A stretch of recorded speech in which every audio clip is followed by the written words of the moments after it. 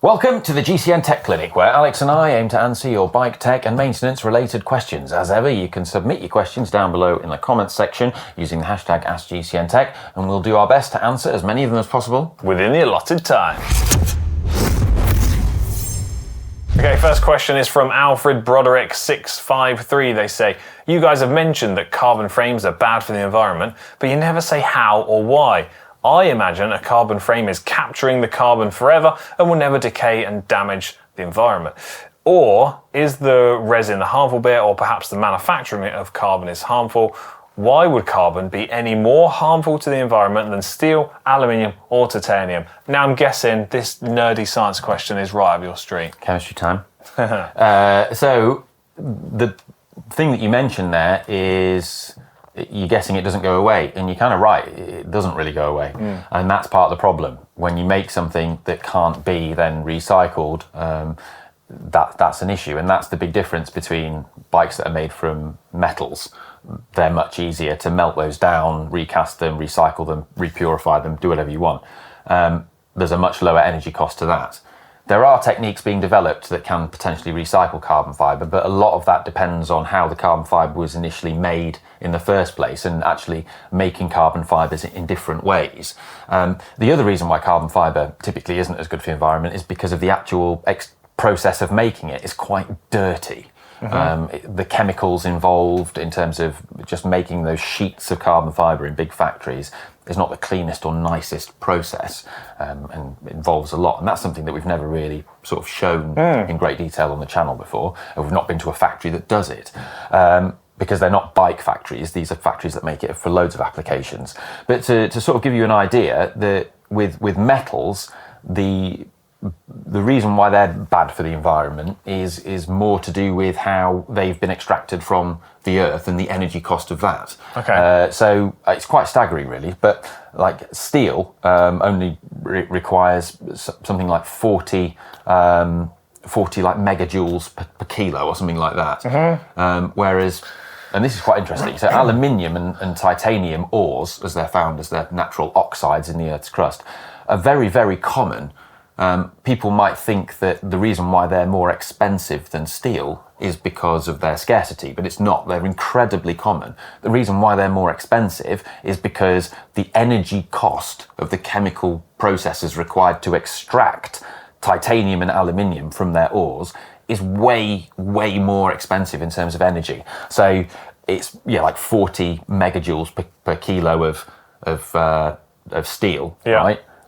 Titanium is 900 to 940 megajoules of energy, and aluminium is 190 to 230. So it's all to do with the amount of energy to get the finished product. It's kind of crazy, isn't it, that? Yes, but as I said, they can be then recycled. One thing that we haven't mentioned is, like carbon fibre frames are incredibly difficult to recycle, but they can be in some instances, and that technology is evolving. So hopefully in the future we should be able to see carbon fibre recycled into a more usable state. Just at the moment, it's not really such a big deal, is it? Like, it's not possible so much. Yeah. Right. Next question. Go on, over to you. You read this one out. Oh, I'll read it out. Go on. It's Ellis Rowe 6527. They say they've been using Turbolito TPU tubes and love them, apart from them being tricky to repair. However, they are absurdly expensive. So I bought some knockoff Ride Now TPU tubes and have installed them. Off Amazon, I've seen those. The Ride Now tubes seem to need to be inflated every day, going down overnight. Meanwhile, the Turbolitos seem to be several weeks before they need topping up with air. They're curious if that is just because of how the TPU tubes are made, or if they've been unlucky. What do we think here? I think it's pretty clear. I've tried those Ride Now ones as well. Yeah, same. They're very, very thin. This is exactly what I was going to say. If you wanted like a hill climb bike, great. But with the lower weight and the lower thinness, there's a durability situation. I'm going to say it's purely down to how thin the material is. It's just obviously porous enough that the air is leaching through there ever so slightly. They've taken it to the limit of how thin it could be. Next question is from Steve Drake, who says, hey guys, I have a quick release, but I'd like to convert to thru axles, but I can't afford to upgrade right now.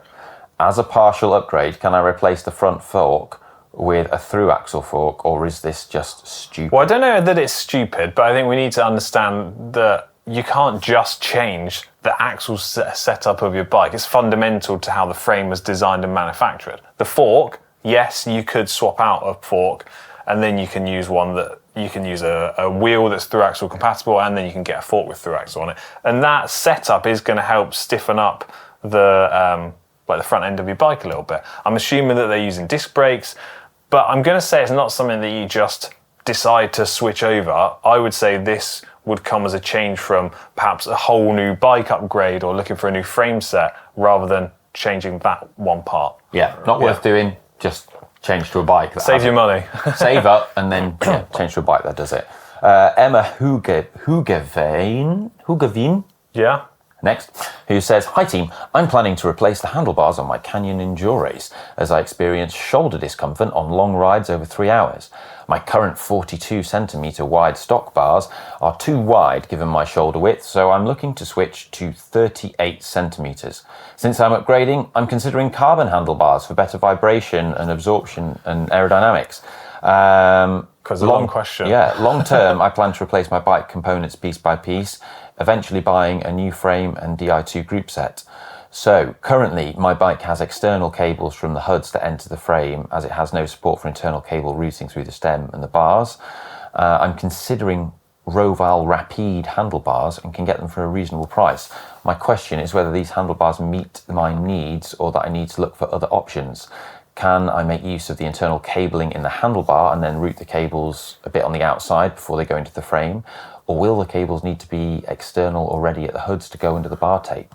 Long question. Long question. I think the first thing that I would instantly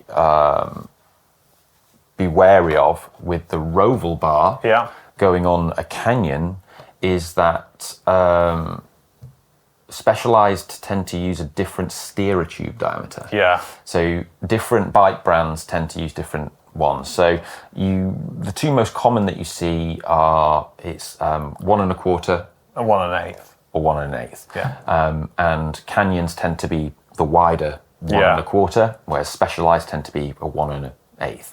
The thing that I'm first thinking of here is that you need to choose a handlebar that accommodates for internal and external cable routing. That way you can make it set up to work with your current bike, and then when you upgrade later down the line, you've got a product that's future-proofed. A couple of things that first spring to mind for me would be to perhaps look at the Pro handlebar setup, like the componentry brand of Shimano. They've got loads and loads of different options throughout their handlebar ranges, and they specifically list which ones are able to work internally with Di2 cabling and externally. Yeah. And that's the key bit of information. Just to be clear on this, I don't know if we have a bar here. What we mean by internal, because it could be confusing, is it's that it doesn't route through the stem. Yeah. Because you're going to need the cables to come out before the stem.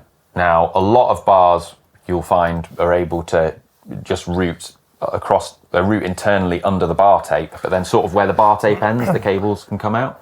But that is what you're after. Yeah. Okay, next question is CPT Jeff 1. They say, when removing and reinstalling chains, is there a benefit to flipping them round and reversing them each time you re-wax them? Would this help even out the wear a little bit, or would it be totally irrelevant? Their bikes range from 5-speed to 10-speed, so none of the chains are directional like modern SRAM stuff. I'm going to say I don't think it's going to make a difference. No. The chain is still trying to be pulled apart, essentially.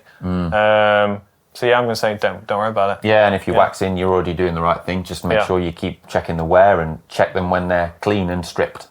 I love this next username. Gravel Dad. The Gravel Dad. Go on. I'm looking to make an upgrade to my gravel bike. I'm looking at Zip 303 Explorer, and I'm looking at SRAM Red 13-speed. I plan on doing these upgrades one at a time, and I'm curious as to which you think will give the most bang for buck in competitive racing scenarios. I'm currently running Force Explorer with a 9-45 cassette and Bird GVX22 wheels. Can I go straight in here? I've looked up these wheels, and they look like good performance wheels already. So I'm going to say neither one of the two options that they're suggesting would, in my mind, represent bang for your buck upgrades. They're expensive upgrades, and you've already got components that are at least of a good quality and level already. So I would perhaps look at optimizing tyres and then your bike fit on your bike to get comfortable and more aero. And clothing. Clothing, there's a good one as well. There's some interesting gravel aero clothing coming out for competitive gravel racing now. Yeah. Even stuff that has like hydration pack integrated aero pouches. Could you imagine saying this 10 years ago? People nuts, were like, right? no, you'd lost your mind. Yes. Okay, next question. Is from Dave Zmergru, who says, what about just replacing the solvent in for sealants after they've been in your tubeless tyres for months? This would seem to be better than just adding more and more sealant. Can ammonia or glycol be used with a variety of sealants to replenish the solvent? Yes, tyres wear out and need to be replaced from time to time, depending on the mileage ridden. If one doesn't ride a lot of miles, and then you're constantly adding sealant all the time, would seem to accumulate a lot of sealant. Also, I have an extra set of wheels for my bike for spares. And so, yeah, he's wondering if could you just add some replenisher or something every 3 to 6 months. Easy, yes. Some brands like Silka make a sealant replenisher. So they sell the full-blown sealant with all the particles added into it, and then gradually as the solvent evaporates and it dries up, you add the replenisher in, liquefies everything, away you go again. I just want to be clear as well, when we say solvent, that makes people, I think a lot of non-chemists will probably think that solvent means like some horrible chemical liquid. Yeah. What solvent actually means is any solid that's able to dissolve in a liquid, that liquid by its definition is a solvent. It can solvate something. Okay. So water is a solvent when you put salt or sugar in it. Okay, right, next question is from Marlon Bonelli. They say, is it fine to leave bikes in the mechanic's stand clamped on the seat post for longer duration of times, e.g. overnight? I do it all the time. Yeah, easy. Don't stress it. Okay, quick fire, next one. Penguin 117. I want to make the easier gears on my bike. Should I get a smaller chainring or a bigger cassette? It's easier to get a bigger cassette, I would say. Would you? But then you might have to make the chain slightly longer. You might have to make the chain slightly smaller if you change the chainring.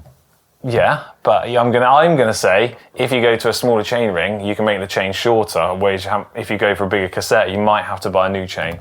That's just something to consider. Yeah. Either one, you get the same outcome, right? Yep. Trevor Harley next, who says, I have a triathlon bike with SRAM, 1033 12-speed cassette, and an 80mm deep front wheel. I recently got a rear carbon disc wheel and would like to be able to swap rear wheels based on the course. Regular wheel for hilly courses, a disc wheel for flatter courses. I'm considering getting a SRAM 1036 12-speed cassette, putting it on the regular deep dish wheel to improve climbing ratio, and then I'd put... Right, hang on a minute. Whoa, just you know what, right? Right, come on. I mean, I'm willing to bet that whatever you're doing, right, the reason not to use a disc wheel is not based on altitude. Like, even on a hilly triathlon course, your disc wheel is going to be faster. Almost always. The only reason why pros in pro Ironman racing wouldn't use a disc wheel is because the organisers say the wind is too high and you're not allowed to use it. Okay. So that's firstly the thing we need to address, right? The disc wheel is going to be even faster. if you're doing something nuts like the Helvellyn try, right, which goes up the struggle. Yeah. When you work it out, it is beyond doubt that the overall fastest setup on the course is the most aero. And it's the slight weight penalty of a disc wheel pales into insignificance from the overall sailing effect aero gain you get from the disc wheel over the rest of the course. Okay, we've cleared that up. Okay. What about the gearing element? So, what they're saying is, should they be concerned that running the 36 cassette is at the limit of where their derailleur is rated to? I don't think you should be concerned by that. If it's rated to a 36 and you want to run a 36, it's not like it's stressing it to its maximal limit. It's just at the setting that they deem it to be acceptable. Yeah. Yeah, easy. Right, that's it. That was our last question for this week's GCNTech Clinic. As always, if we didn't get to your questions, I'm sorry, but be persistent. Put them in the comments section down below, and with any luck, we'll get to them in the coming weeks. Right, Rabbit. Love you, bye. Bye.